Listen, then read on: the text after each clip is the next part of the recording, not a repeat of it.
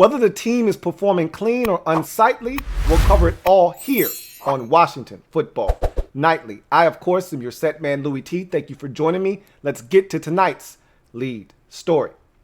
So, with success comes complacency, apparently, as the Washington football team's owner, Daniel Snyder, is leaning towards keeping the name Washington football team. And we talked about this in the offseason, and he had already said if this is received well, which I don't know how he could feel like it is being received well. No one likes calling the team the Washington football team.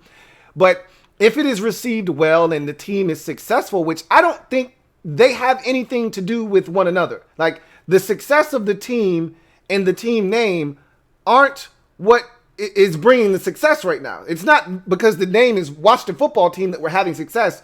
And so if it's not broken, don't fix it. The name needs to be fixed. So I hope that if this team is good, and I'm going to tell you right now, I don't really give a damn what the team is called if we're winning. We could be called the Washington Goat Herders for all I care. If we're winning football games, I don't give a shit. But here's the problem. I'd actually like for us to have a nickname, a team moniker. I'd actually like for us to have a real name. I've stated that already. But I don't want that to come at the expense of having to lose this season. You know that I want to win. And so if that means we need to go 6-10 in order to get a new name, I'm not going for that. I don't want to do that. If we can get 10 wins this year, and it means that Daniel Snyder's dumb enough to think that we need to keep the name long term, then I guess we'll be the Washington football team. Because I want 10. I want 11 wins this season if we can get it. I don't want us to have to go 6-10 or 5-11 for us to change our name to something that is a lot easier on the eyes, a lot easier on the ears, and a lot easier on the mouths of everyone, because it's a mouthful to say Washington football team all the damn time. And I know some of you are like, well, just say Redskins. Yeah, well, you can do that. I'm going to do the thing that is the right thing, which is call the team what they're called. Like I say with Mitchell Trubisky, his mama named him Mitchell. I'm going to call him Mitchell. This team, their name is now the Washington football team. I'm going to call them the Washington football team. You call them what you like. I'm not going to tell you what you should or shouldn't call this team. But I'd like for them to be called something else officially. You know, that's where I stand on the subject matter. But if Daniel Snyder thinks that because we're winning that this name is successful, well, you're a damn fool. But again, it's his team. He can do whatever he wants. And at the end of the day, I'm not willing to sacrifice wins just to keep or just to have the name change. So if we have to go, as I mentioned, and I'll say this once more and then we'll move on. If we have to go 6-10 or 5-11 to get the name to change, when we still have a shot to go 10-6, like if you put a contract in front of me and said, hey, Louie T, I got a sweet deal for you. All right, you get to pick the name of the team. All right, you just got to sign your name down here. You get to pick the name, but you got to go 5-11 this year. Now, if you don't sign it, you may still go 5-11. All right, you may still go 5-11, but there's a chance you could go 11-5, 10-6. Here's the contract, sign it. You can name the team, but you got to go 5-11. If you don't sign it, you may still go 5-11, and you may still be the Washington football team. That's the chance I'm willing to take. I want to see what this team can be this season, and I hope that the success of the team isn't tied to the team name at the end of the day. I hope that they understand that it's not cool to be the football team. Okay? So, but I wouldn't put it past Daniel Snyder because he doesn't seem to understand these things. When it comes to matters like this, he doesn't seem to get it. And I don't think Jason Wright is going to be able to convince him otherwise. And look, this is really lazy on their part, but I get it. When you're in business, you do the thing that makes you the most money and is the easiest to attain. You've already got all the rights to Washington football team. You've got the rights to the website. You've got everything set up already. You don't have to go out and buy a name from someone that's bought up all the names on the market. Everything that you need from a technical standpoint, you know, everything you need to make this thing a reality, you've already essentially acquired. So it's the lazy, easy thing to do, and I understand that.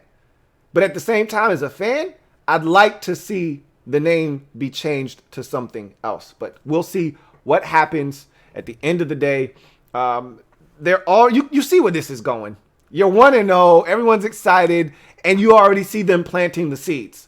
They planted seeds before the season started when they told us, hey, if this thing's successful and you guys like it, well, we've already told you we don't like it. We've already told you we want a new name. But he's ignoring that part. If this team's successful and you guys like it, and as the season evolves, you're going to hear less of if you guys like it. And if this thing's successful, and then at some point, it's going to get to, hey, this thing was pretty successful this year. You know, by whose standards, by whose measures are you telling us that this was successful? Because I'm pretty sure if you took a poll of 1,000 fans, and I can't say this for, certain, okay? I can't confirm nor deny this, but I feel pretty damn confident that over 60% of those 1,000 people, so at least 600 or more, would tell you, no, we want a new name. And that's probably being a little generous on the low side. I think that could easily be 800 to 900, fans there. And if you continue to ask more, if you got up to 5,000 or 10,000, I think it'd be closer to 50 or closer to 65, 70% of fans that want this thing changed. So at the end of the day, they're going to do whatever it is they want to do. And honestly, I don't care what they do as long as we're winning football games. And I've always stated that once they change the name, once they changed it, I was like, I don't really care what it is. As long as it's not something that people can make a mockery of, which they're going to find ways to do that anyway. Just keep it respectable and let's move on. And I think they're going to decide to stay with football teams. So just brace yourself is essentially what I'm telling you to do. Brace yourself because we may be called the Washington football team from here on out. I'm not saying. I'm just saying. Anyway, let's get into in other news. And a lot of guys stepped to the podium today. It's Wednesday. I told you that's really when the week starts. You start turning your attention to your new opponent on Wednesday. And so you're going to get a lot of audio. I think we'll hear from Del Rio tomorrow on Thursday. And so we heard from Scott Turner today. We heard from head coach Ron Rivera today. We heard from Dwayne Haskins all today. I think of the three, the guy that we were most excited to hear from was Scott Turner. I think a lot of us were anxious and wanted to hear what he had to say. It wasn't the best debut for him, but it wasn't the worst. And I think some people really over-exaggerate just how bad he was. He wasn't terrible. The offense as a whole wasn't good. But haven't we talked about this all offseason? I think you guys, when you talk, sometimes it's lip service. You're just talking. You're trying to psych yourself up into thinking you're doing the right thing. And then once the games start, everything that we've talked about the entire offseason leading up to week one goes out the window. We talked about a slow start for this offense. And anything to the contrary would have been a surprise to me. What we did on Sunday, I expected that. I expected a slow start from Dwayne Haskins. I expected a slow start from this offense. With no preseason games, no offseason, with a new coordinator, with a first starting head offensive line on the left side, left tackle and left guard, with a quarterback making his first career opening day start. There's a lot of moving parts on this team. Rivera talked about it today in his presser where he said, look, at the receiver position, you got 4 guys out of the 5 that were up that have 8 years of experience total. I played in the league 9 years. So me by myself playing in the league 9 years, I had more experience than our entire wide receiver core, essentially, minus, really, I think he was adding in Dontrell Inman to that mix because he said Inman was 5, McLaurin was going into his second year, AGG is a rookie, so is Isaiah Wright, and Cam Sims is a second-year guy too. So, I mean, honestly speaking, and Steven Sims, is a second-year guy. So, he was like, yeah, man, and I had a lot of experience. That's part of the reason they brought in some guys to work out on Tuesday. Tuesday is tryout day in the National Football League. So, He said, look, we were just looking at guys. We're kicking some tires, just kind of figuring out what's out there just in case we need to make a move. And just seeing what these guys have to offer. So nothing has been made. No deals or anything are imminent. I know a lot of you were anxious about Hakeem Butler coming in here, but nothing is being done. He said, he likes this young football team, but it's young. And if there were a guy or two in there that was intriguing that they would like to stash away on the practice squad and continue to work with, or a veteran out there that they really thought could help, I think after seeing week one, Ron's mindset may have changed just slightly. I don't think it's changed all that much, because when you come into the season, you're expecting a young football team to struggle out of the gate a little bit. And I think Ron's approach initially was, hey, this first year, we're going to try to win as many ball games as we can, but this is not going to happen overnight. And I still think he feels that way. He understands that this is a process, as should you. Don't allow week one to go straight to your brain and now you're thinking this is a 10-win ball club. Remember that there are growing pains coming. There are bumps in the road, all right, including maybe even some losing streaks this season. Like, you have to be realistic. That, for as good a performance as that was, it was still not a great performance, all right? There are a lot of things that we did wrong in that game that will cost us against better teams if we continue to make those mistakes, and understand that mistakes are coming because we are a young football team trying to learn. And I hope you guys can grasp that concept, especially with all the excitement now. There is a lot of excitement heading into the season. Now that you got to see the product, you're even more excited, and sometimes you put your blinders on. Please understand that this team is still young. They're still going to make mistakes.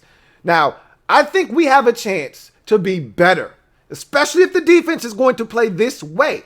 We have a chance to be much better than we thought, or I don't want to speak for you, than I thought initially. However, I told you I thought we were going to beat Philadelphia. Nothing has changed. All right, this is a tough game, but it's a winnable game. All right, and I don't want to get ahead of myself, but then you got Cleveland. They could be 0-2. They could be 1-1. Who knows what they look like by the time we get to them week 3.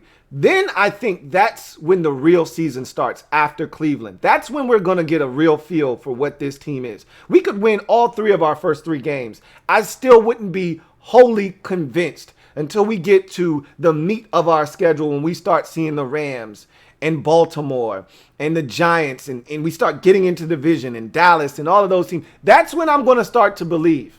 If we're hyper competitive against Baltimore, we beat them, or we're really close, then I'm going to go, whoa, okay, maybe this team, especially if Baltimore is destroying everyone that they come in contact with leading up to our game. So we'll find out a lot about this team. I think we'll find out a lot this weekend, because this Arizona Cardinals team is good. All right, we're going to get to them in first look a little bit later on in the program, but let's go through what each person had to say, or at least what I thought was noteworthy as we go through these pressers. I'll save the best for last, which was Scott Turner. Let's start with Ron Rivera. He talked about putting week 1 behind them. Like, it was a great question posed by one of the reporters to Rivera, pretty much saying, hey, how do you get your team to not be complacent, to not get big-headed after what was a tremendous come-from-behind victory, unsuspecting to most people outside of this building, didn't think this team was capable.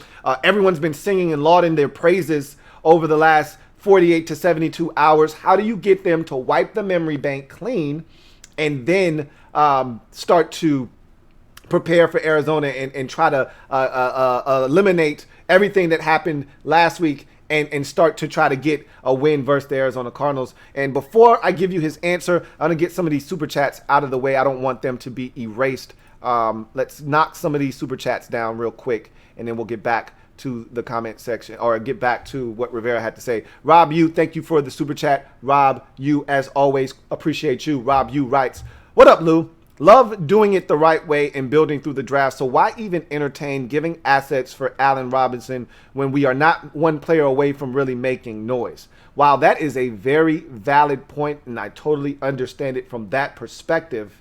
And I want to thank you again for the super chat, Rob Yu. Allen Robinson would be 28 at the start of next season. So theoretically, he fits the time frame that we're in if we're trying to win. Again, what I was looking to avoid was the 31 or the 30-something or the 30-year-old guy that, when we are really going to be good in 2 or 3 years down the road, they would be out of their prime and potentially out of the league. Allen Robinson would still be potentially in the prime of his career or just slightly heading out. And honestly, I think we're going to contend for something next year. So if Allen Robinson is going to be 28 next year, he's right in the prime of his career, ready to rock and roll. He's an established number 1 wide receiver in this league. You add him to the mix right now. The only thing I would say is that I'm not really big on paying wide receivers that aren't mine, guys that I developed.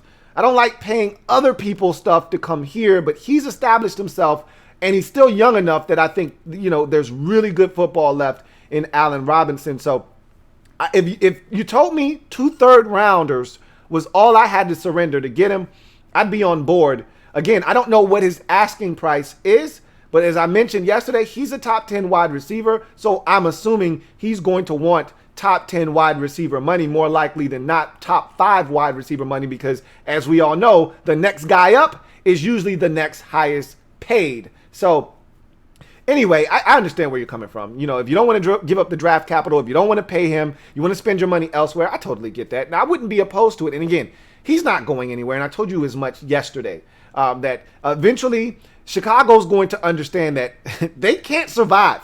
They're 1-0. It's not like they're 1-5 and the trade deadline is approaching and they're trying to move him because they don't intend on re-signing him. They're a good football team, are the Chicago Bears right now. They're 1-0.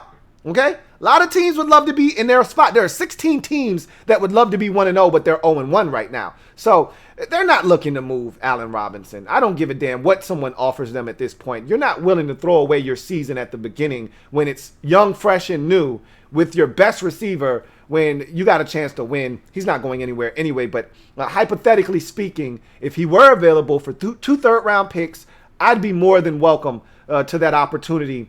And again, we have the cap space to be able to pay him, pay Sheriff, and anybody else that we deemed necessary next offseason. So I would be perfectly fine with bringing him on board. But I see what you're talking about. I understand. There's a way to do it, especially with a quarterback on a rookie deal. You want to surround him with as much talent as you can and keep the cost low so that if Dwayne is the guy and you got to pay him down the road, you've got money to do that. You've got money to pay Chase Young. You got money to pay Montez Sweat. You have to be able to think long term. You can't be caught up in the moment. So I totally get it. And defensive ends and quarterbacks aren't cheap. Okay. They usually cost the most in this league, along with cornerbacks. You're going to pay a pretty penny for the services of an edge rusher and a quarterback. And we've got a lot of guys that if they're as good as advertised, which we saw on Sunday, they look the part.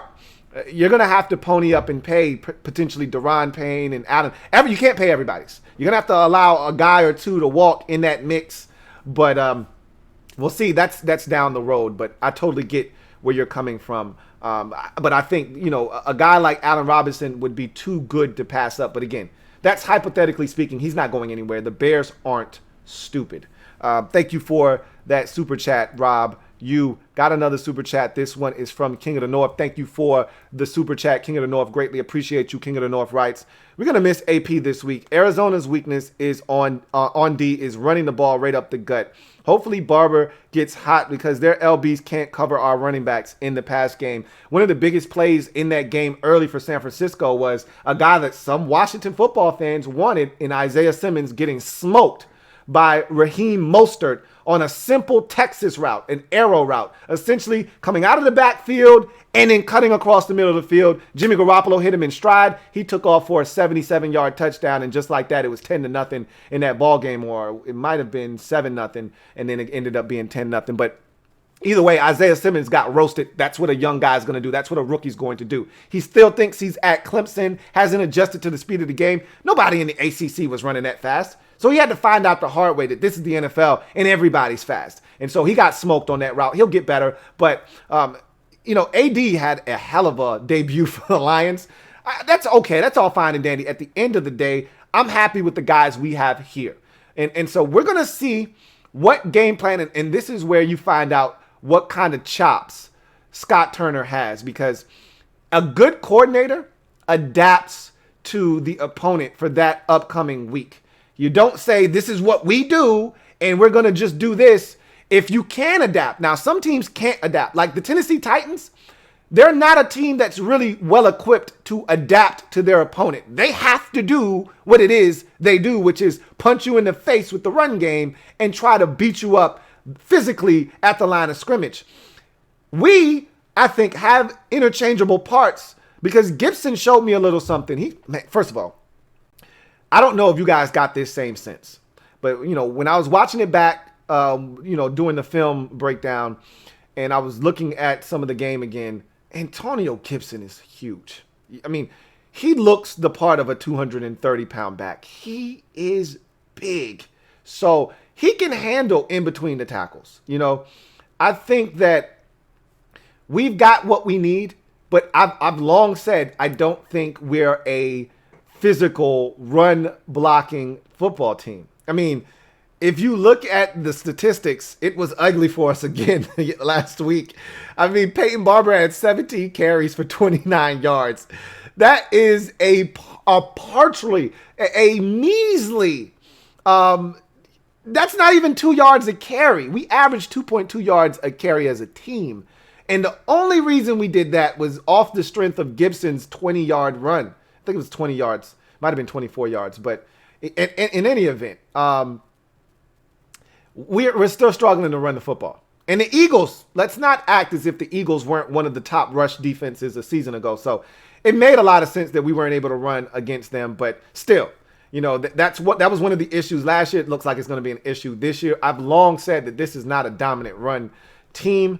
I mean, we may get better at running the football, but at the end of the day, when we needed to run it, we ran it. That's all I care about. When it was 4th and 1, we got the first down. When we needed to get in the end zone, Peyton Barber smelled and found the end zone, or smelt the end zone. Either way, we'll see. We can attack Arizona more than just on the ground. We've got to find their weaknesses. They've got quite a few defensively, but they can get after the quarterback too. Like we talk about our defensive line.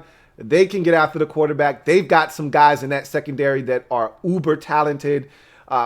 This could be a tough week throwing the football. It really could. If we don't do a good job of scheming it up to get guys open, better job than we did last week, better play calling than we did last week, it could be a tough week trying to score, because Arizona is good.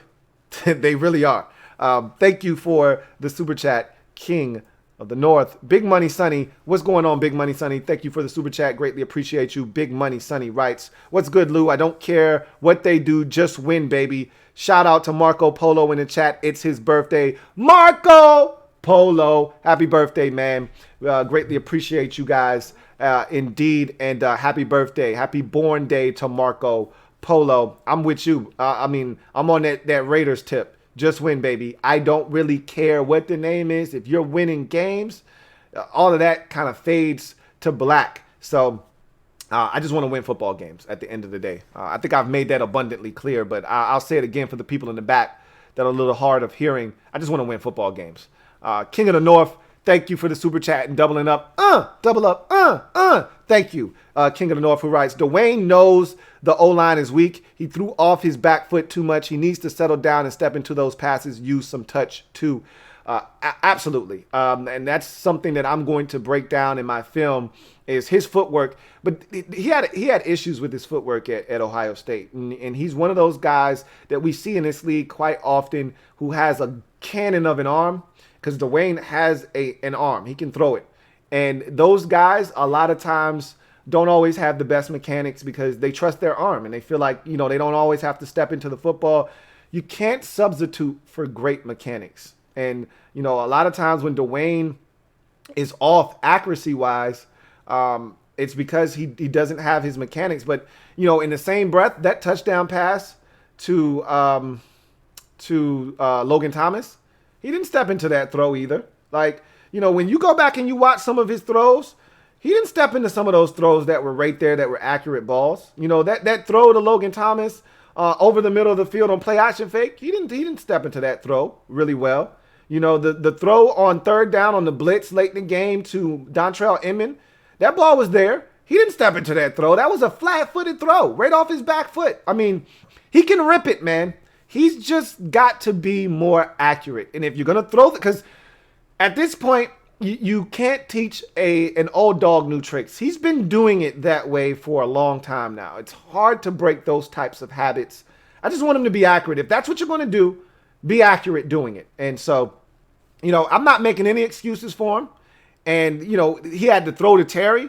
That was perfect. That was perfect balance. That was perfect footwork on the move outside the pocket. And he threw it behind Terry. I mean, so it could go both ways. At the end of the day, he just needs to be more accurate with the football. I thought he was in the second half. I thought he gave his guys a chance in the second half. But the touch thing is something I've been bitching about since he came out of Ohio State. If you go back and watch my breakdown of him a couple of years ago coming out of the draft, one of my things was he throws a bunch of bullets. He reminds me a lot of Cam Newton. There isn't enough touch on his footballs. They're flat.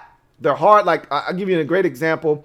A pass up the sideline to the running back. They were running a wheel route out of the backfield, and he threw a laser shot, and it didn't give J.D. McKissick a chance. Now, it was going to be a tough completion either way, but if he put some air on it and allowed J.D. to potentially run under it, maybe there's a chance. The defender didn't know the ball was coming.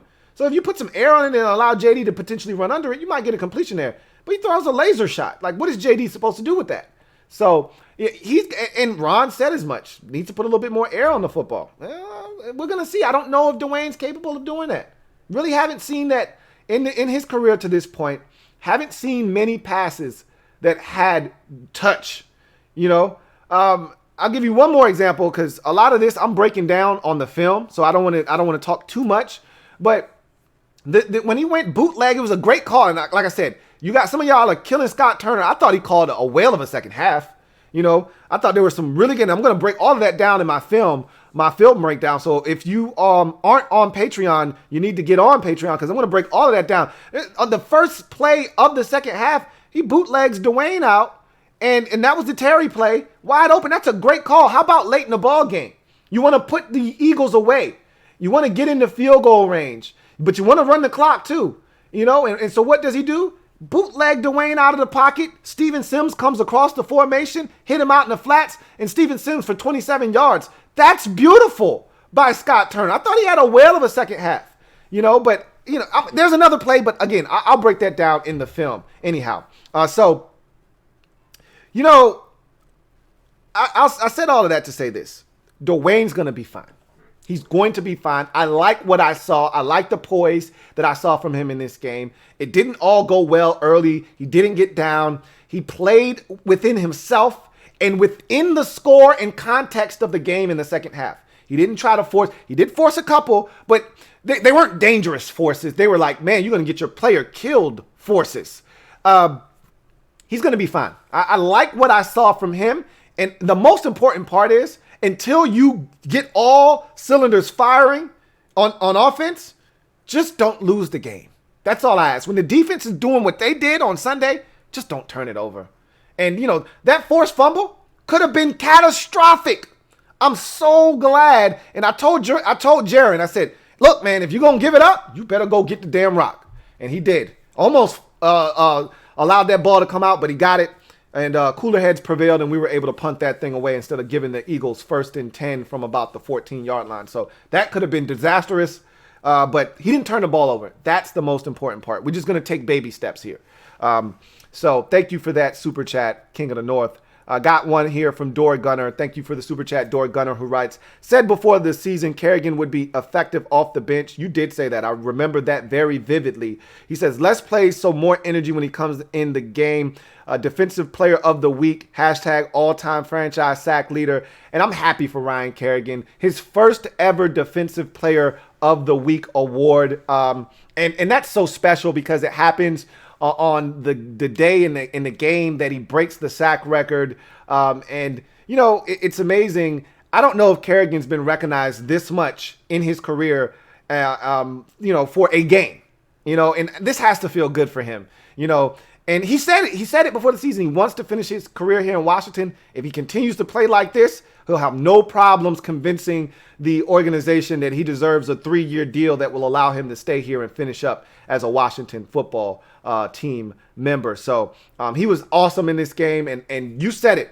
Less snaps means more energy for Kerrigan. And we saw that. He was engaged mentally. His first snap of the game is a sack. His second snap was even more impactful than the snap that he got the sack on, which was a blown up screen that got a sack for Matt Ioannidis.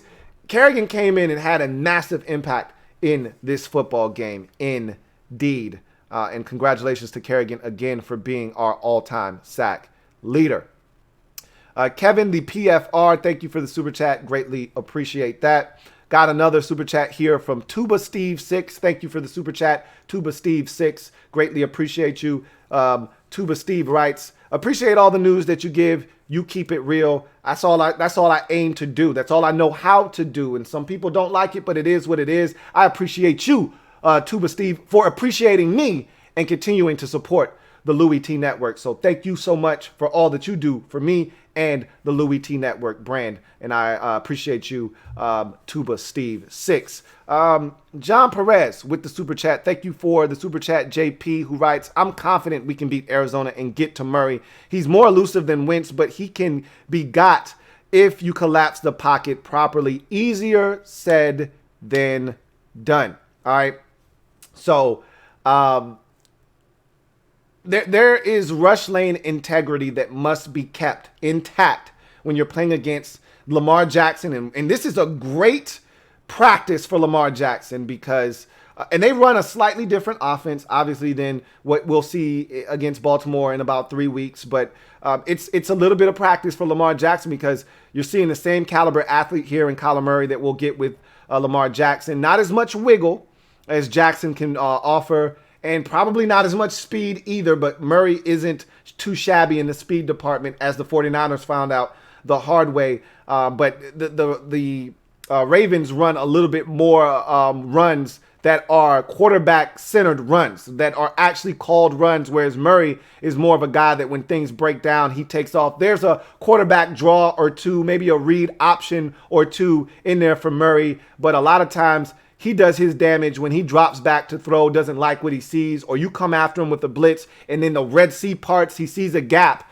maybe the A gap or the B gap opens up for him, and he takes off, and everybody's in man-to-man coverage down the field, and all of a sudden, all hell breaks loose. So, as you mentioned, if you're going to rush Kyler Murray, you must keep your rush lane integrity. If you do not, problems will ensue. And for as athletic as our defense has become, you want no parts of number one roaming free in your secondary. I can assure you of that. So thank you for that super chat, JP. Got another one here from PIMP. Thank you for the super chat, PIMP. I greatly appreciate you. HTTWFT. Good win, boys. He said, let's fight hard next game. I want to see if they can continue fighting. They're going to fight every game. That's not something I worry about with Ron Rivera and this coaching staff. We're going to get the best of this team every single week. The best may not be enough in certain instances, but we're going to get the best of this team. They're going to fight, as we saw last week. And so I don't worry about them fighting. We just hope that their fight is good enough to put one in the left-hand column and not the right when it's all said and done. Got a comment here from Kevin, the PRF. Thank you once again for super chatting, and double up for Kevin, the PRF. Thank you once again for doubling up and super chatting. Kevin writes, new sub, been binging on your older videos of you podcasting in the dark. Do not remind me of those. I've come a long way, haven't I? Sometimes I go back just to keep me grounded. It's cringeworthy, man. Yikes. Anyway, he says, if Kerrigan keeps balling out, should we sell high? No. I've come to my senses, and some of this is me being a little sentimental. He's our guy. He's our guy. He wants to stay here. Let him stay here. And if my thing was, I didn't know if Kerrigan could produce at a high level still.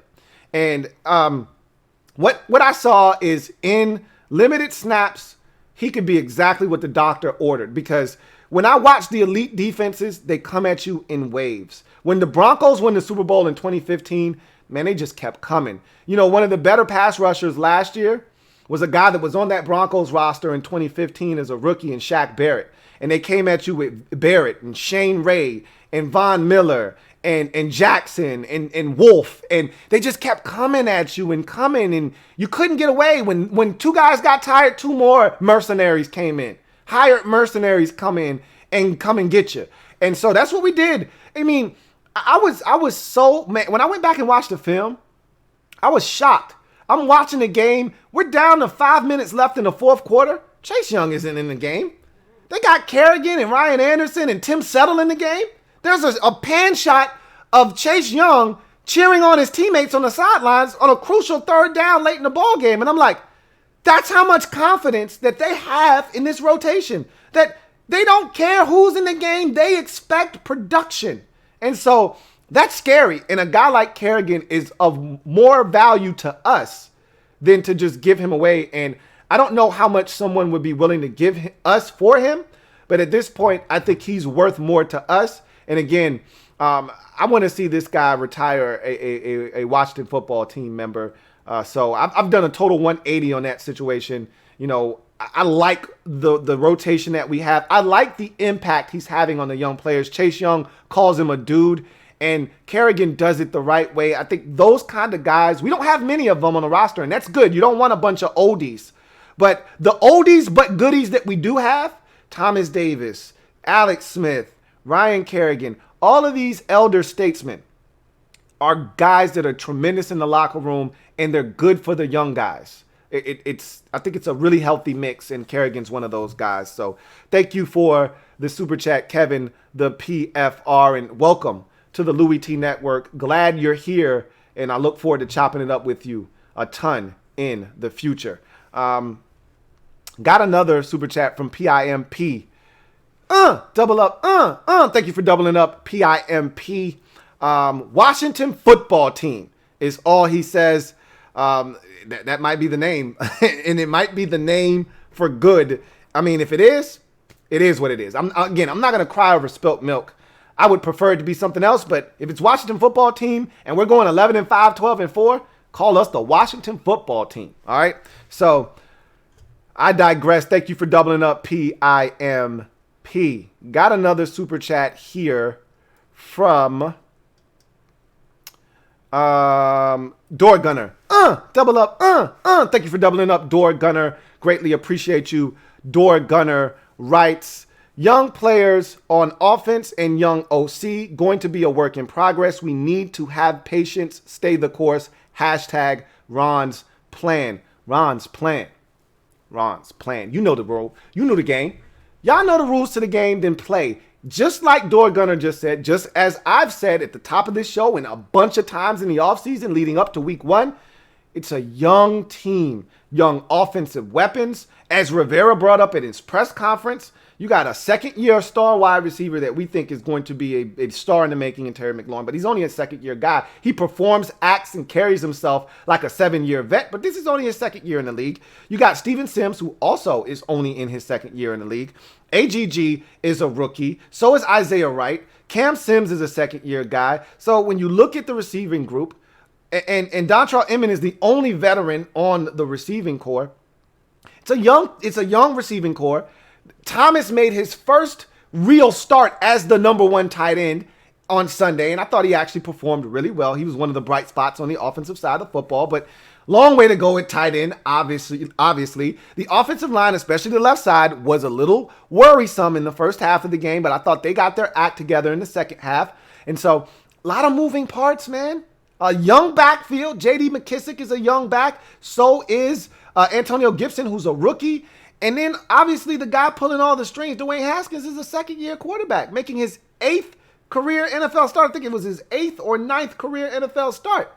So, at the end of the day, in his first opening day start. So, and you've got a first-time offensive coordinator. All of this in one. Like, it's a big learning curve for everyone involved.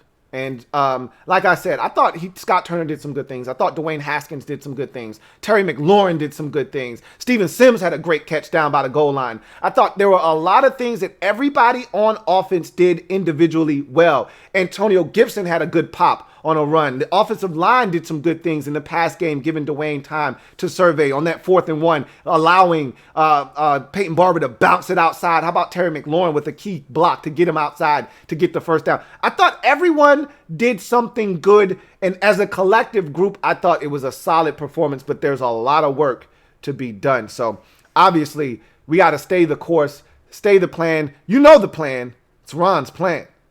Ron's plan. All right. Got another super chat. This one is from Rob U. Thank you for doubling up, Rob U. As always, double up, Rob U writes, Lou, what did Cole Holcomb do or not do to be a starter, and what are the chances Jimmy Moreland ends the season as our starting outside cornerback? That's a great question. Now, the Cole Holcomb piece is simply this.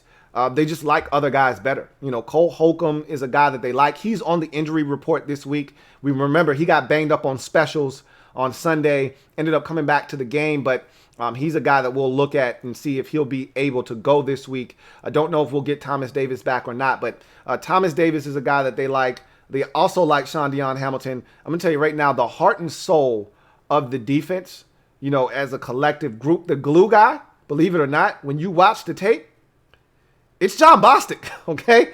I don't know if you guys understand how pivotal a role John Bostic plays in everything, but this guy is the captain of the defense. Literally, when you watch the tape, he's getting everybody lined up. He's the guy that's responsible for the blitzes. He's the guy responsible over the middle of the football field. He's in charge. And I thought he had a whale of a ball game. A lot of you were talking about how bad the linebackers were.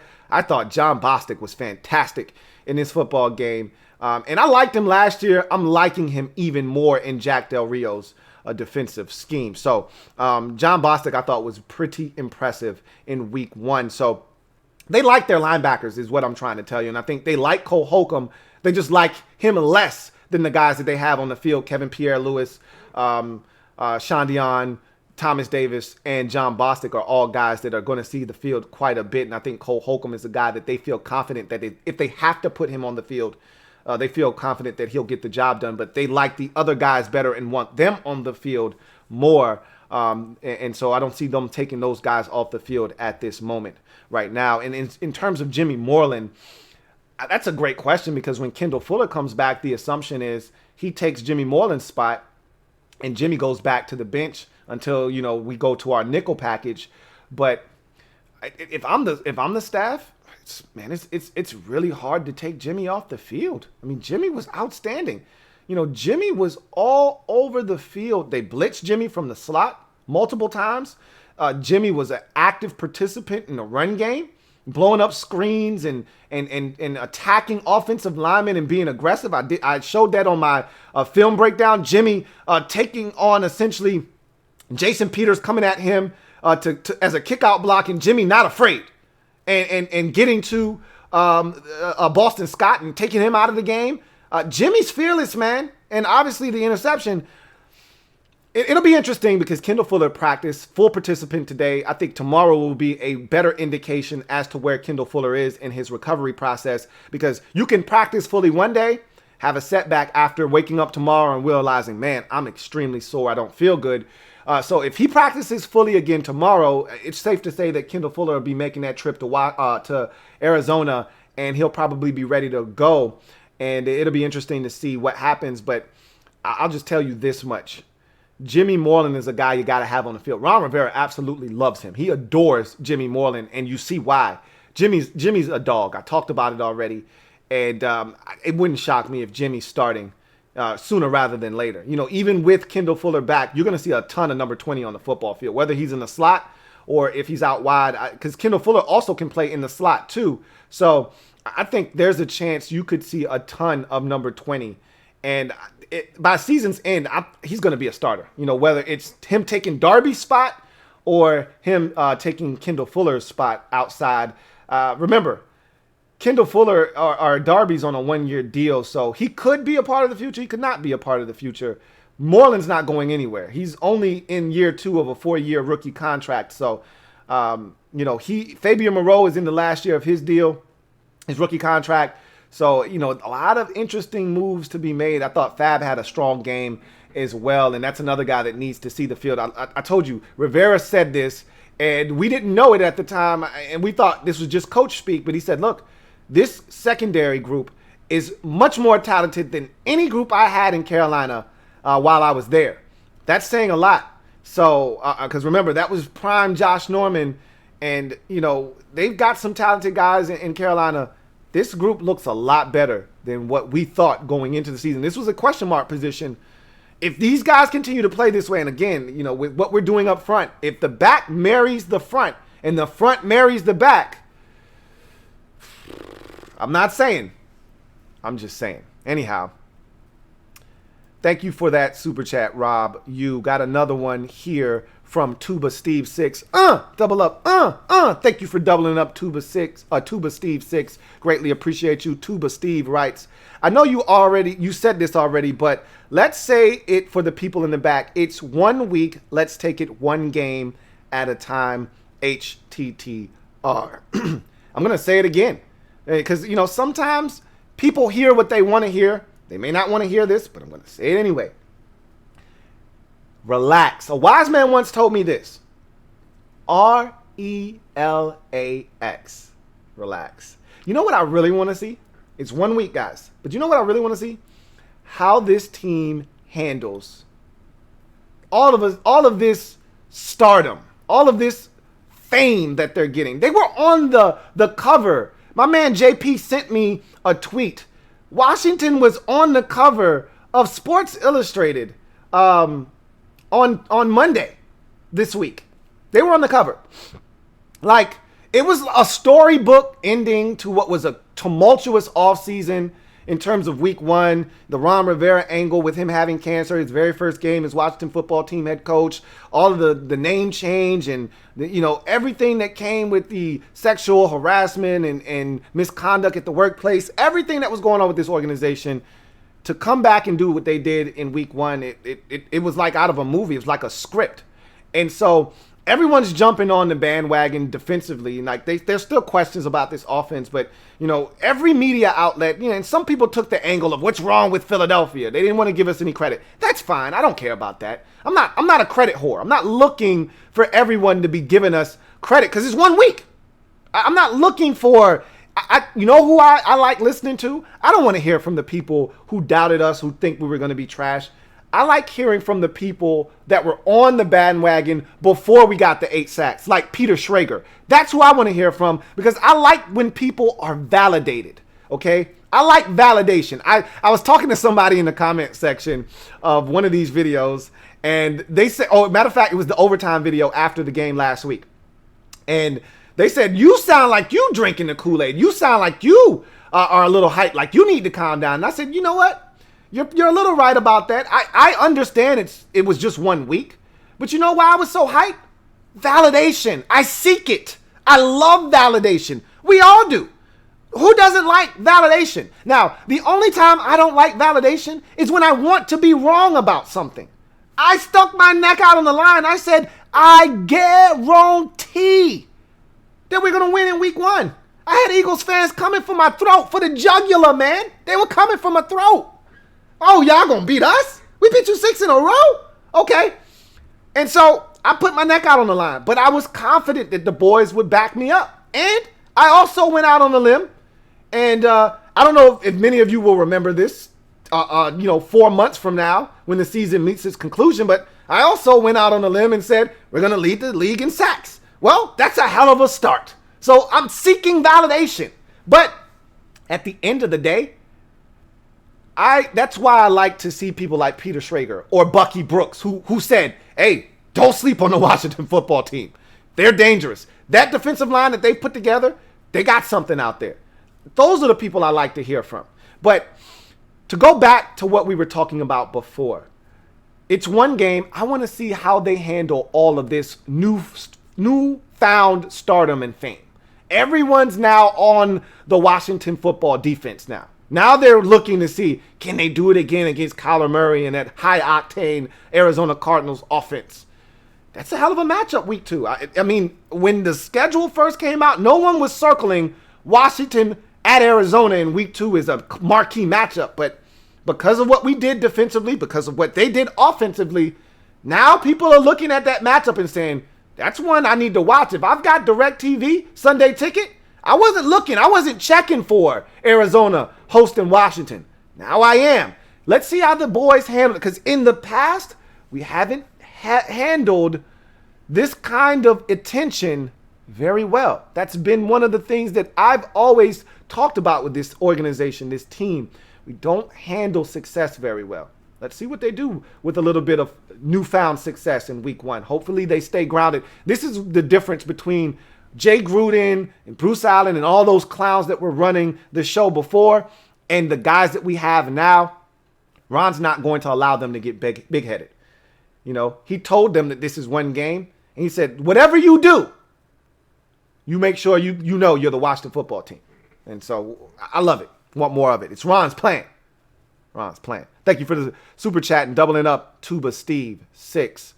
Thank you for the super chat, Gally Sanford. As always, holding me down. You're my guy. I really appreciate all of the support that you give the Louie T Network, man. I can't begin to tell you how much I appreciate you and all that you do for the brand and the rest of Washington football team nation. So, Gally Sanford, thank you again, writes, sorry, been spotty on here. It's all good, bro. Life happens, okay? I don't expect you to make every stream, but when you do make it, you make it count as you did again tonight, and I really appreciate you. He says, stay safe, family, and everyone hit the like button. He said, Patreon is worth every cent. Like the cast, way more detail and raw, LOL. He says, thank you to the wifey for letting you do all that you do. Get her dinner of her choice. I try to spoil her. I need to spoil her more, okay? She does a lot to make this thing run as smoothly and successfully as it does. So you're right. I do need to spoil her a little bit more than I do. But I thank you so much, Gally Sanford, for all that you do. And I greatly appreciate you. And as the man told you, all right, he's speaking facts over here. Smash the like button and make sure you head over to Patreon and get you some of that bonus content, man. Not only do you get the film breakdown, but you also, depending on how much you donate on Patreon, you could be, if you just donate $10, you get the film breakdown and you get the NFL rookie wall, okay? And so if you donate 20 or more, then you also get a lot more, including NFL peak performers. So I appreciate you, Gally Sanford. I really, really do. Got a super chat here from Amara Dumboya. Thank you for the super chat, Amara. Greatly appreciate you. Amara writes, if Kyler Murray tries to run in between the tackles, John Bostic gonna kill him. Excuse me. John Bostic has to catch him first, okay? This isn't Carson Wentz we're talking about here. Like, this isn't a sitting duck.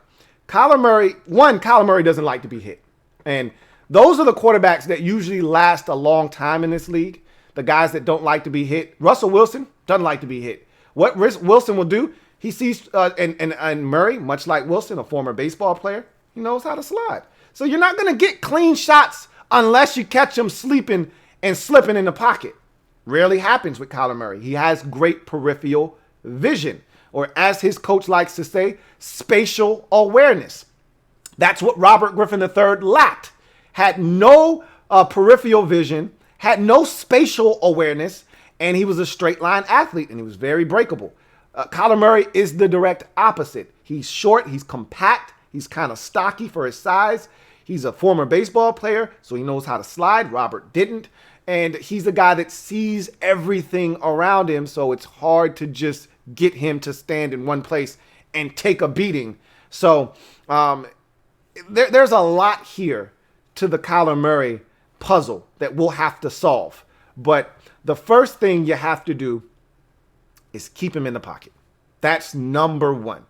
If you don't succeed there, everything else kind of falls by the wayside.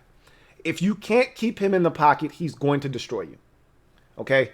And oh, by the way, they have one of the best receivers in the league. So as much as we talked about Jimmy and we talked about Fab and we talked about Darby and Fuller maybe coming back, they've got their work cut out for them, because not only do they have DeAndre Hopkins, they also got Larry Fitzgerald. We're going to talk about that when we get to our first look at the Arizona Cardinals. There's a lot there to unpack. But hopefully Bostic is able to keep tabs on Kyler Murray and keep him from vacating the pocket. We shall see. Thank you for the super chat, Amara. The Blocker with a super chat. Thank you for the super chat, The Blocker, who writes, "Sup, Lou? Who do you think should be our starting cornerbacks? Fabian and Moreland showed they can ball outside. Is Filler getting paid too much to run slot? No, he's not. Whatever we pay you to do, you get paid to do. They paid him like a boundary corner, but guess what you got to pay for in this league too? Slot work, okay? Chris Harris Jr. is better in the slot than he is out wide. Now, he can do both, which Kendall Fuller can as well. But Chris Harris Jr.'s best value, because not everybody is built, we talked about this, not everybody is built for the slot. His best value is in the slot. Well, the Chargers just paid him, $13, $14 million to man up the slot. That's what you do in this league. You pay premium price to cover in the slot. So $10 million for a slot corner, I wouldn't bat an eye at that. So if that's what he's reduced to and he does a hell of a job at it, I'd love it. I just want the best players on the field playing in their best positions. And if Kendall Fuller is best out wide, then he needs to play out wide.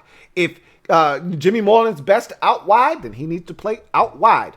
If we don't have a guy that's great at corner, well, you choose the lesser of all the evils and you put him in the slot. But Jimmy can play both inside and out, as we saw yesterday or on Sunday. And Fuller can play inside and out, or at least he could the last time he was here. He was much better inside. What we do know is Fabian Moreau can't play inside. So we don't need to put him in those situations. So I think the starting cornerback question is a really fair one. But when you're going up against teams like Arizona, it really doesn't matter who starts, because that air raid attack spreads you out. There are going to be 4 wide receivers on the field for probably 60% of the snaps. So you're going to have 4 corners on the field a lot of the time on Sunday. Okay, so really, who's starting, who's not, doesn't matter. You're going to need all of these guys, all hands on deck when you play a team like Arizona, because they're going to spread you out and they want to throw the football. And it's going to be hard to stay in your base package because you don't want your tight ends covering a wide receiver. I mean, you don't want your linebackers covering wide receivers very often. That's not a matchup. And we did that a couple of times. I'm not very comfortable with Kevin Pierre-Louis covering Larry Fitzgerald or Christian Kirk in the slot. I'm not comfortable with that. There were too many times where we allowed Kevin Pierre-Louis to go one-on-one with Deshaun Jackson. Now, it wasn't technically one-on-one, but for all intents and purposes, because of the way the defense was played, he was man-to-man with whoever was in the slot. It was Deshaun Jackson. That's a little nerve-wracking, okay? We saw what happened to Kevin Pierre-Louis when he was one-on-one in the slot with Dallas Goedert. I'd prefer him not to be covering a wide receiver by himself. So I think they're going to have to go to a dime look where you're going to have 4 defensive backs on the field, because the Cardinals put that kind of stress on your defense. So again, it's going to be interesting to see how things play out. But starting, not starting, similar to the defensive line, they're going to be rotating these corners in there. So I think they're going to put the guys on the field that they feel like give them the best chance, but you're going to see a lot of these corners on the field, especially on Sunday. Thank you for that super chat, The Blocker. Got another super chat. This one is from Martin Matthews. Greatly appreciate you, Martin Matthews. Thank you for the super chat. Martin Matthews writes, "Hey, Louie, please let me know if I'm wrong, but I don't see anyone burning our corners. And if we put a spy on Murray, who can keep up with him?" He says, "We should be fine." He says, if we put a spy on Murray, who can keep up? He says, we should be fine. So this defense is predicated on keeping everything in front of you. We didn't always do the best job of that on Sunday. most notably Darby on 3rd and 22 early in the game. Then again with Apke right before halftime. Then it was Apke again right before halftime with Deshaun Jackson. Even though that wasn't as bad, it was still across the field. And if that ball were a little bit shorter, it was a catch right before halftime. And so it wasn't always great in the keeping guys in front of you department. With that being said, the Cardinals don't boast a ton of elite speed like the Eagles did. All the Eagles receivers could run. They just aren't great receivers. These guys are great receivers. They just don't happen to be as fast. But DeAndre Hopkins, he's not going to burn you, but he's a guy that can hurt you. Larry Fitzgerald isn't running by anybody, but he can hurt you. You know, and Christian Kirk can run. And their other wide receiver, Andy Isabella, he's a 4.3 guy. And so they do have some speed. But at the end of the day, I don't know if they're going to feel the need to put a spy on Murray or not. Because when you put a spy on a quarterback, you take a guy out of coverage. That's one less guy you have to blitz. That's one less guy you have in coverage defending. I think they'd much rather have guys coming after Murray and not sitting back. I mean, I showed it on my film breakdown, you know, where we had Montez Sweat spying Carson Wentz. How'd that go on a 3rd down? So, you know, it'll be interesting to see what they decide to do. We've got plenty of speed. You know, they've got plenty of guys. You know who looked a lot faster than he timed? Was Cameron Curl. I mean, he was flying around the field. I talked about it on the film breakdown. He was flying around the field, man.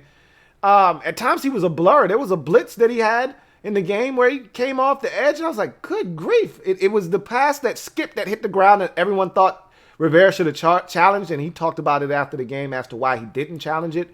It should have been challenged because it was incomplete, but that's no here nor there. Cameron Curl came off the edge like a banshee, screaming off that edge. So I don't know if that's a guy you want necessarily shadowing Kyler Murray, but there's so many things we can do, is what I'm saying. If they decide to go that route with a spy, we got athleticism everywhere. You know, we got guys that can run, that can keep up with Kyler Murray. So it'll be interesting to see what they decide to do. I got confidence. The first time in a long time, I've got confidence in our defensive coordinator that he'll scheme something up that will put us in a position to have an opportunity to make plays. And that's all you can ask for. So thank you for the super chat, Double M.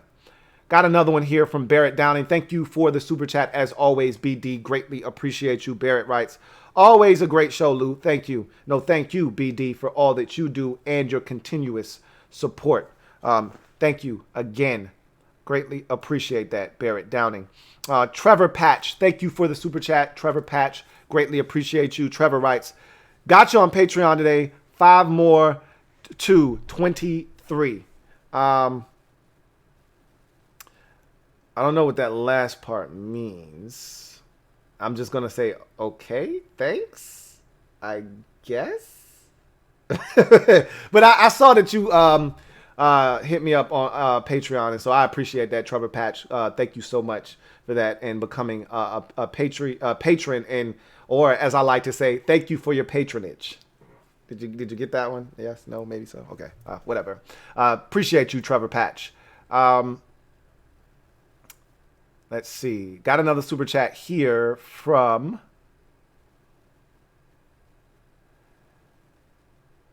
Nick R. Thank you for the super chat, Nick R. Greatly appreciate you. Nick says, the interior O-line really shut down Fletcher Cox. Literally, I did not hear Fletcher Cox's name until the 4-minute mark of the fourth quarter when he made a tackle on Peyton Barber late in the ball game. That was the first time. It might have been J.D. McKissick. First time I heard his name all game long. And so for as much flack and grief as we gave the offensive line, I thought they were lights out, especially in the second half. But more importantly, a guy that has terrorized us in the past, crickets, man. Crickets. So, again, Say what you want. I thought the offensive line did a bang-up job. Again, not opening holes in the run game or anything like that, but they did enough to help this team win the football game. So I'm with you, Nick. I thought they did a really good job of silencing a guy that has made a lot of noise against this team over the years. Let's see. All right. I think that was the last super chat for now. Let me just make sure. And yes, that was. So now I'll get back to what was said at the podium, starting with Ron Rivera. He talked about putting week 1 behind them. And he talked about how he's not going to allow this team to overindulge in the success of week 1. It was only 1 week. And while it was a great triumph, they've got to move on because it was just 1 week. And they've got a hell of a challenge in front of them in Kyler Murray, DeAndre Hopkins, and the Arizona Cardinals. And he wants them to understand just how good the Cardinals were in week 1, going on the road and beating the defending NFC defending champions in San Francisco. So he stressed to the team. And this is when you know that the coach has a message and that message is being received. When you hear other people speak and they're regurgitating the same thing the coach said. So, one of the things back in the day with Joe Gibbs, everyone would say that the Redskins were boring when Gibbs was the coach because they wouldn't give you any sound bites. We all remember the Super Bowl versus the Bills when their offensive line coach or defensive line coach made fun of the Hogs, and it became a national story, and he ended up getting fired behind that. But, everybody at the Super Bowl, they said, was just boring. And they kept saying the same thing. Man, the Bills are such a great team. And they would start naming players, Thurman Thomas and Andre Reed and Jim Kelly. And, they would just go through the list of guys. And it was like a machine. It was like talking to a robot. Everybody kept regurgitating the same thing. Why? Because there was one message that Joe was delivering to the team over and over again, beating it into their head. Don't underestimate this opponent. Don't underestimate these guys. They're great. They're the best. And so, Ron Rivera, you can tell the message this week has been, hey, guys, hey, men, that was a great win. Wipe it from the memory bank. We got a new task at hand. It's the Arizona Cardinals. And these guys, they're good. They're damn good. Kyler Murray, he's good. DeAndre Hopkins, he's good. Okay? So you can see what the message is, because as soon as Ron left the podium and Dwayne stepped up, Dwayne said the same thing about wiping week 1 from the memory bank. All right? Starting over. Not allowing yourself to become complacent. Understanding that it's just 1 week, but we have to move on. So you see that these guys are being told that they've got to proceed and start to look ahead at the Arizona Cardinals. And that's a good thing, because in the past, guys have started to pat themselves on the back and they lose sight of the goal, which is, hey, 1-0 is nice. I love Chase Young's tweet after the game. He said, the best thing about going 1-0 is the chance to go 2-0 next week. I love it. And that's the mindset of this team, and that's what you want. So Rivera talked about putting week 1 behind them. He also talked about Wes Martin and Jaron Christian. Man, when Ron wants to get blunt, he can get real frank. And as a wise woman once told me, call me Frank Blunt. All right, because I'm frank and I'm blunt. When Ron wants to get frank and blunt, call him Frank Blunt, because this dude gets straight to the point, no chaser. All right, and he said, look, Wes Martin and Jaron Christian weren't good in the first half, okay? They struggled. And I thought that they were much better in the second half of that game. And he's right. So, sometimes you light a fire under guys by telling them, behind the scenes that they weren't good enough. And then other times you just come out and say, look, you weren't good enough. And, Bruce Arians did the same thing to Tom Brady in Tampa Bay. Don't know how well that's going to go over. Tom isn't used to being chastised in the media, but Tom Brady wasn't very good and Bruce Arians wasn't happy about it.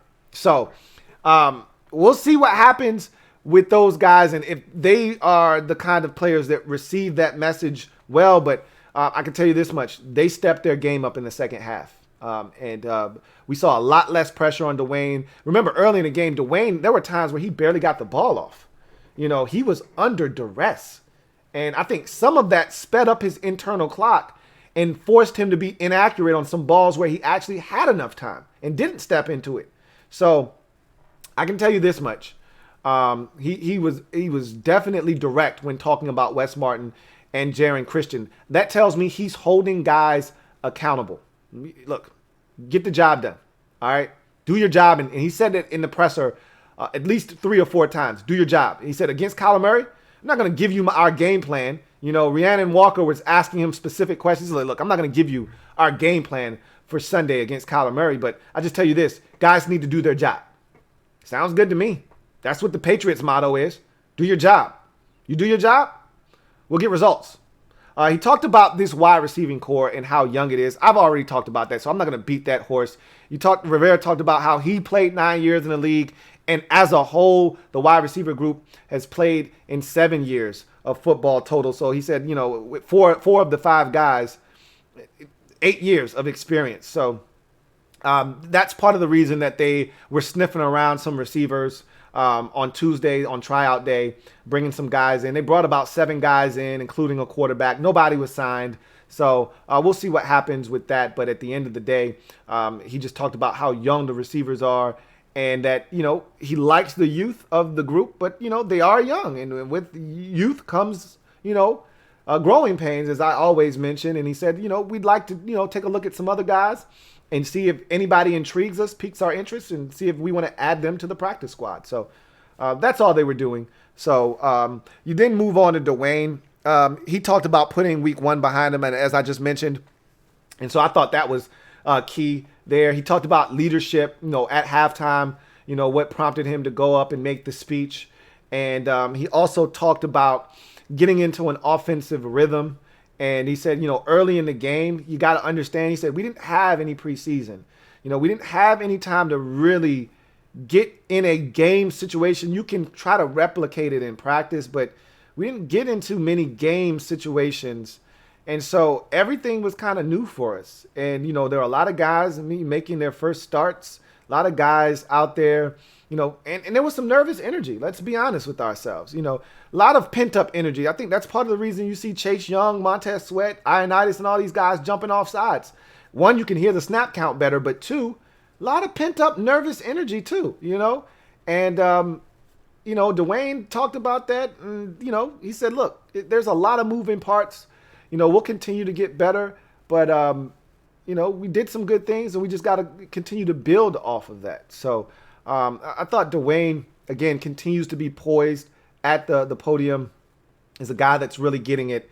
And I want to continue to see the maturation and growth from Dwayne Haskins. And then Turner. Scott Turner, our offensive coordinator, was a guy that we definitely wanted to hear from. It was his first game. And I actually thought he wasn't that bad. I know a lot of people are giving this guy grief, which I don't understand because you already should have known. You already know what was coming. We talked about this all offseason. Young quarterback, young inexperienced offensive line, young running backs, young wide receivers, first-time offensive coordinator. What did you expect week 1? I hope you weren't expecting a 54-point explosion. I hope you weren't expecting an Aaron Rodgers or a Russell Wilson-like week 1 performance. I hope that's not what you were expecting. You strive and attain to that, but that's not what I was expecting, nor should you have been expecting that. That's not where this offense is. And I'll take it a step further. If you watched any football around the league, a lot of quarterbacks struggled in week 1. There are a lot of quarterbacks that didn't struggle. Josh Allen in Buffalo didn't struggle. Russell Wilson didn't struggle in Seattle. Aaron Rodgers didn't struggle in Green Bay.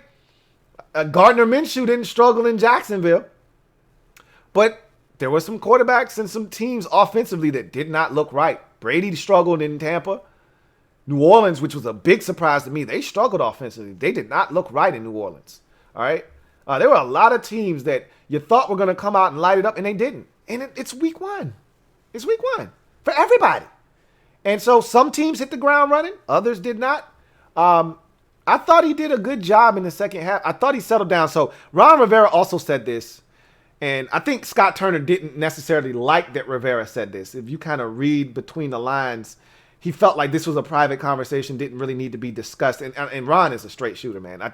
Sometimes I'm like, hey, Ron, probably didn't need to say that. But okay, it's cool, man. I'm with it. I'm with it if you with it.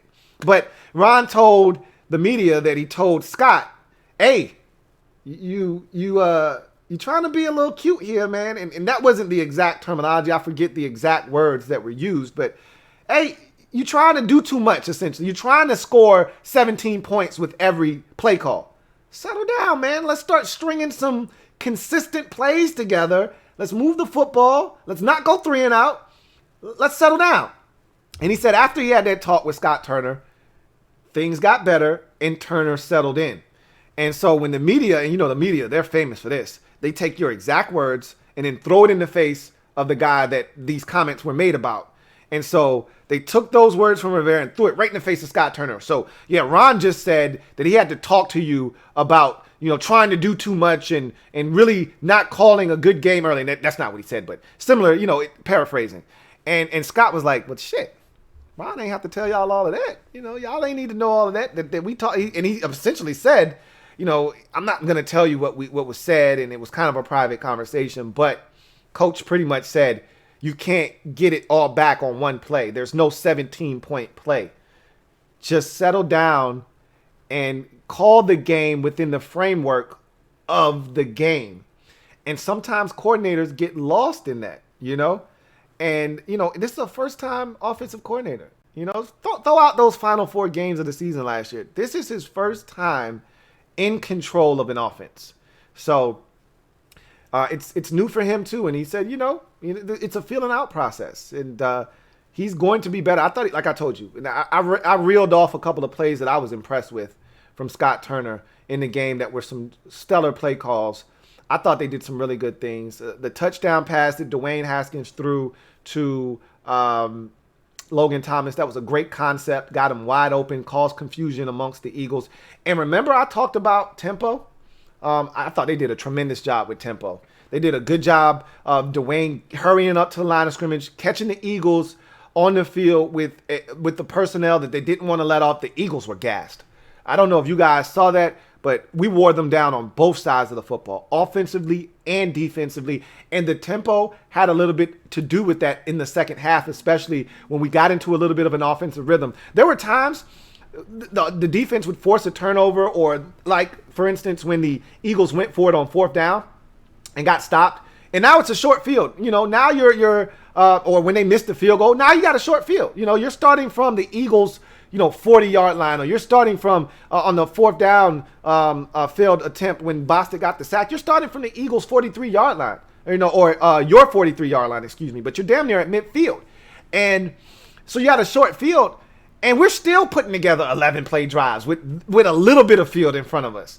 But it was tempo. You get a 4-yard completion. Dwayne's running up. Everybody out, get up here. Handoff to McKissick for 2. Now it's 3rd and 4. First down after a 5-yard completion, and then you do it again. You get McLaurin on a slant for 11. All right, y'all, get up here. And you get up on 1st down. You hand it off to Gibson. It's just a 2-yard gain, but the Eagles are getting gassed. You're wearing them down. I thought they did a good job. And that's offensive coordinator telling him, tempo, let's go. Push it.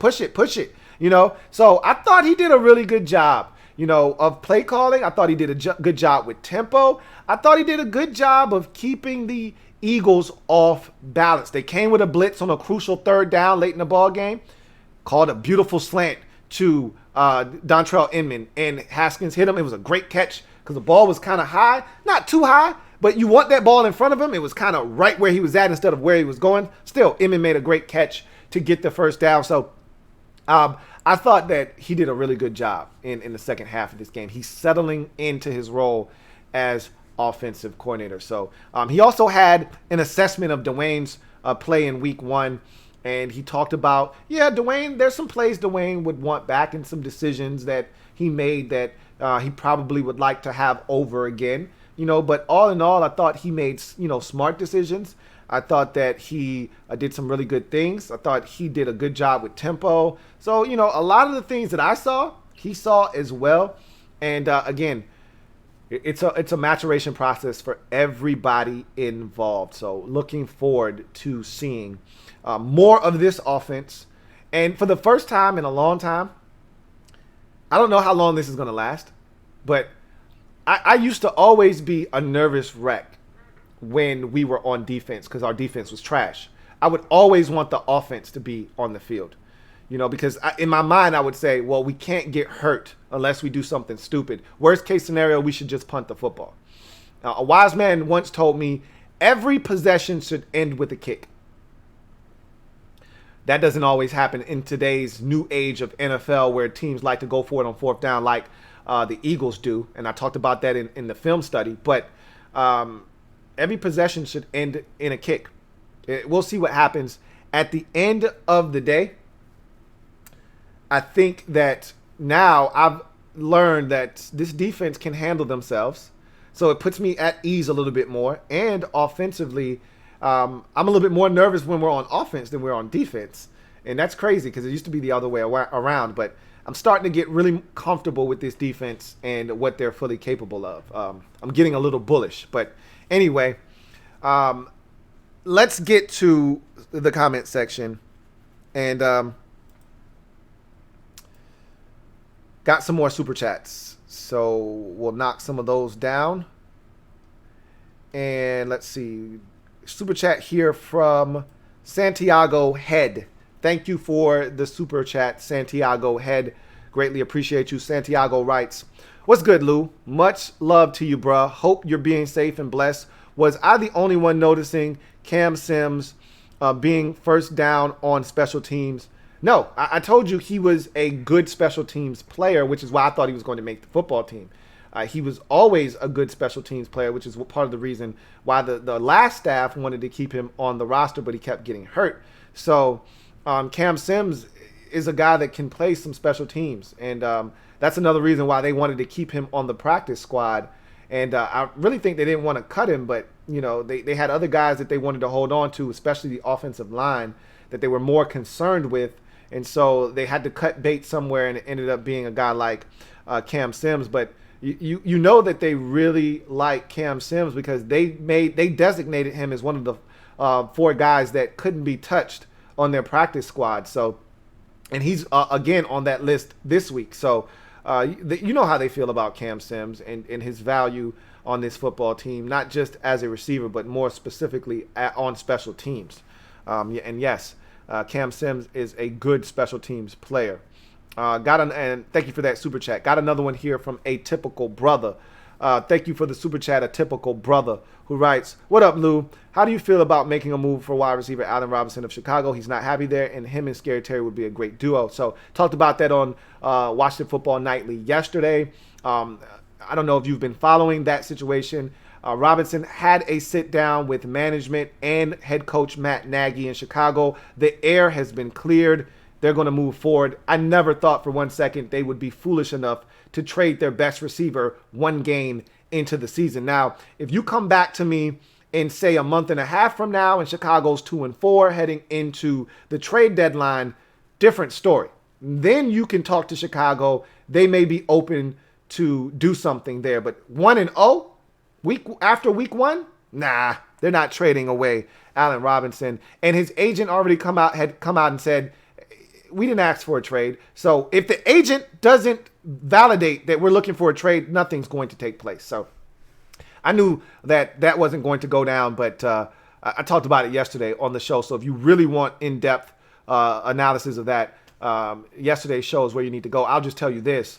I'm all on board for it. Depending on what the compensation would have to be, there is a limit to which I'm willing to go to get a guy like Allen Robinson. But if the price is right, I'd be on board. Thank you for the super chat, A Typical Brother. Aaron Connor, thank you for the super chat. Greatly appreciate you. Thank you so much for that. Got another one here, okay, from Aaron O'Connor. Double up. Thank you for doubling up, Aaron O'Connor. Greatly appreciate that. Aaron writes, what up, Lou? Washington has no big money players and no big name players, but has developed a winning attitude and a positive team concept. While it's early to say that, they're starting to develop that culture that we've been talking about, the C word that we've been using this entire offseason. They're starting to develop that winning mindset, but it's one game. So you can't say that they've developed that already because we still don't know that to be a fact. But last week was a great, ginormous step in that direction. And I think the positive team concept definitely exists. So from that standpoint, you love the situation that this team is in right now, cap-wise. And remember, I talked about this on the show last week. I think this is the healthiest from the team president down. I think this is the healthiest this organization has been. Now, obviously, there's still a lot of stuff swirling around this team with the ownership, when you're talking minority owners or Daniel Snyder himself. Of course, you've got the league investigation about the sexual misconduct at the workplace. Obviously, you've still got a lot of things swirling around this team on the outside. But when you look at it from team president down, I don't know if this organization has been this healthy since Daniel Snyder took over the team. And so we've talked about that. So I really like the direction that we are going in. So thank you again for that super chat, Aaron O'Connor. So now let's get to our first look at the Arizona Cardinals in week number 2. So I'm going to tell you right now,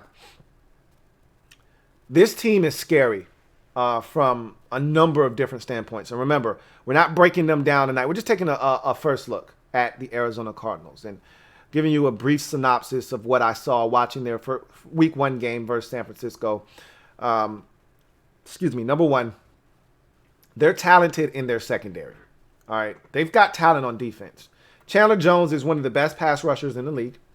And Jaron Christian is going to have his work cut out for him this week. And they're going to seek out Jaron Christian with Chandler Jones. Trust me. Okay? They watched the tape. They saw Josh Sweat beat Jaron Christian off the edge, and they're licking their chops thinking that they're going to put their all-world pass rusher on Jaron Christian and try to win that matchup. So that's one that we have to pay attention to there. They have a corner in Patrick Peterson that is still quietly one of the better corners in all of football. They got Budda Baker, who they just paid, who is a demon on the football field. He just is everywhere. Doesn't have a career interception to his name, but this guy is at the line of scrimmage. This guy's running around in the secondary. He's eyeballing your quarterback. He's all over the field is Budda Baker. All right. They got another kid from Washington that they drafted a couple of years ago. I forget his name. He's good too. Okay, so this is an impressive secondary. We've got to be careful, all right, because they've got some ballers back there in that secondary. Not to mention Isaiah Simmons at the linebacker position. He's young, but he's still uber athletic. First of all, I can't let a guy wearing the number 48 dominate me at the linebacker position. That's number one why he's struggling. He's got to get out of 48. That is hideous. But that's nor here nor there. They've got talent is what I'm trying to tell you on the defensive side of the football. And they have a coordinator that's not afraid to use it. So that's something to look out for. Then you get to the offensive side of the football. The weaponry is scary because not necessarily at the tight end position. So that's one position that they don't scare me at. So this isn't like last week where you're like, oh shit, here we go with the tight ends again. They're not loaded at tight end. However, they can spread you out and go 4 wide and feel confident going 4 wide. Now, I've already told you who those 4 receivers are, but once again, DeAndre Hopkins, Larry Legend, and Larry Fitzgerald, of course, Christian Kirk, and Andy, Isabella. So they go 4 deep, and those 4 can hurt you bad. Okay? Murray does a great job of distributing the football. And one of the biggest differences between what the Eagles did last week and what the Cardinals do is they spread you out, and they're looking to get the football out of Murray's hands quickly. That air raid attack is all about pressing the defense and continuing to attack, always keeping the foot on the gas pedal, continuing to attack the defense. And so this is going to be a interesting game in the sense that we may not be able to get to Kyler Murray. He may not be sitting back there like Wentz was as a sitting duck. He's going to be looking to get rid of the football. It's going to be on the secondary to find a way to disrupt the routes early and force Murray to hold on to the ball a little bit longer, because Murray's one of those guys that he gets antsy. He may get through his first 2 reads. If he doesn't like it, he's going to tuck it and run. Okay? He's not looking to. Wentz is a guy that will hold it for 25 years, and that's why he takes. Like, a lot of people don't understand. Wentz gets sacked a lot because Wentz is always trying to create something. He doesn't know when to give up on the play. Murray's like, to hell with that. Nothing's here. I'm going to tuck it and run. I'm going to go much faster than slow. So if we can do a good job of muddling up these receivers at the beginning of the route and forcing Murray to have to turn down his first look and have that clock go off fast and have him get out of there and panic a little bit, we may be able to force him into a mistake or two. But if we're playing 7 yards off, if we're playing 10 yards off, and they're getting those slants, those speed cuts, those 5-yard stops, he's going to eat us alive. And he's going to take what we're giving him. And they got big guys that get run after the catch. We've got to do a good job, because I don't respect their speed. They've got some guys that can run, but I'm not afraid of their speed. Get into the chest of somebody, and they got some big guys that can beat press. Now, I'm not saying be stupid here and over-aggressive at the line of scrimmage, but come up and delete the airspace. Even if, and we play a lot of press and bail, and I don't know if you guys saw that on the film breakdown, but a lot of press and bail. You come up at the snap, you look like you're about to press the wide receiver, and they try to predict the snap, and then you see them bail as the ball is being snapped. I don't have a problem with that, this upcoming week. I'd like to see them be a little bit closer to the line of scrimmage and a little bit more aggressive with these receivers. They're big, but they're not as fast, at least some of them. But, it'll be interesting. It'll be a chess game. It'll be a chess match between Jack Del Rio and Cliff Kingsbury, because Kingsbury has already said, we see what you're doing over there on your defensive line, okay? We see what you're doing, all right? We know what you're about. You will not get us. So that tells me quick passing game. They're not going to allow us to pin our ears back and come after Kyler Murray. They're going to dink and dunk the hell out of us. And that's frustrating for a pass rush. Get your hands up. See if you can't bat a ball in the air, maybe pick it off. So they've got to be prepared. I think we're going to get a heavy, heavy dose of the quick passing game with Kyler Murray and the Arizona Cardinals. But we'll have more on that tomorrow as we go behind enemy lines and really get in depth with this Arizona Cardinals Week 2 matchup. So with that being said, that's going to bring the show to a close tonight. I thank you guys for joining me. Thank you for all the super chats. Once again, if you haven't already done so, what are you waiting on? Make sure that you subscribe to the Louie T Network for more great content. Also, hit the like button. Turn on your notification bell so you don't miss a thing as well.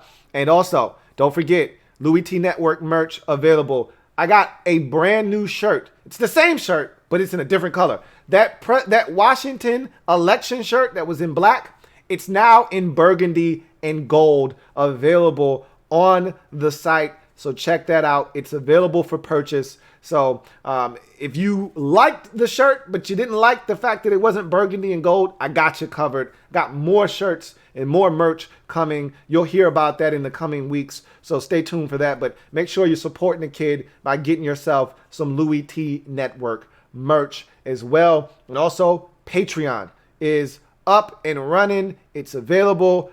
Film breakdown, NFL rookie wall, NFL or the rookie wall, NFL peak performers, all of that and more on Patreon. Become a patron. Don't miss out. With that being said, I, myself, am going to get out of here and glide to the side and allow you to enjoy the rest of your night. I thank you guys for joining me. As always, stay safe. We'll be back tomorrow on this show at our normal time at 7 o'clock P for Washington Football Nightly. We've got Thursday Night Football, AFC North Showdown, Cleveland, Cincinnati. That should be fun. So we'll be doing some of that tomorrow as well. So look forward to chopping it up with you guys in the near future. Until then, you guys have a good one. This has been Washington Football Nightly Live. Take care. Here comes the diesel. Here comes the diesel.